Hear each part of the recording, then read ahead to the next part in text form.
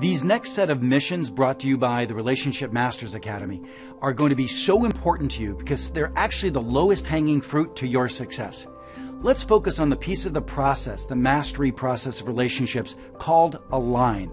This is where you're actually inviting other people in to help you be successful. I know for a lot of us that's really difficult, but I've got to suggest to you that the most predictive element of your ability to build relationships with other people is whether or not you've got 2 or 3 people in your life who you allow to have your back.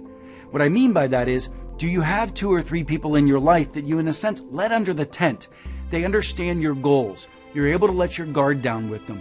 Basically, what we're talking about is your ability to have a few people that you can practice being the kind of person that I'm suggesting you should be with the rest of the world. Who are those individuals to you? The mission today is very simple. The mission is for you to find somebody that you think might be a lifeline to you. This is an individual that you can be vulnerable with. This is an individual that you can be generous with and you know will be generous to you. This is an individual that you know will be candid, will tell you the truth and that you can tell them the truth. And this is an individual that without a question will kick your butt and hold you accountable to be as successful as you can be. Who is your lifeline or who might be your lifeline? Please go get one. The next mission is also within Align, and that is you need to begin to align your brand with the things that you want to achieve. And one of the great opportunities today is that social media is such a great opportunity to reach out to a broad audience.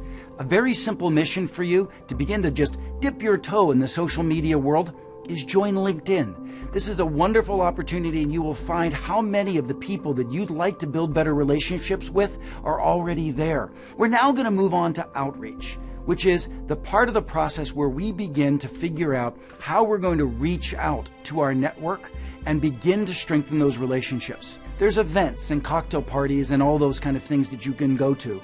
But there's also very simple things like your ability to reach out to people and just connect with them on the phone or email or video conferencing or telepresence. All the wonderful ways for you to what we call ping. Stay in touch and stay on the radar.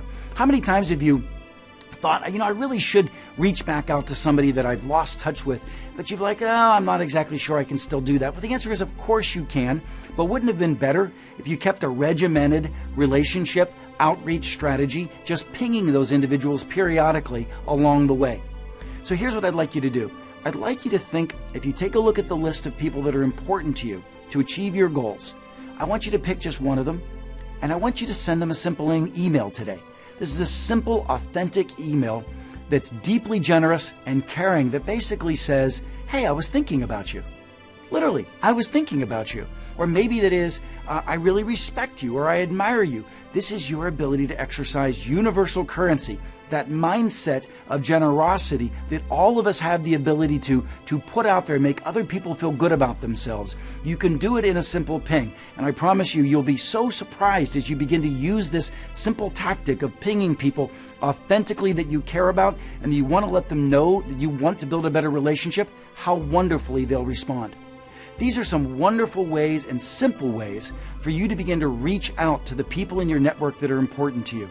And don't forget the final step of the process, which is renew. Your ability to continue to relook at your goals, relook at the list of individuals, and ask yourself, is this enough? Do I want to do more? What's working? What's not working?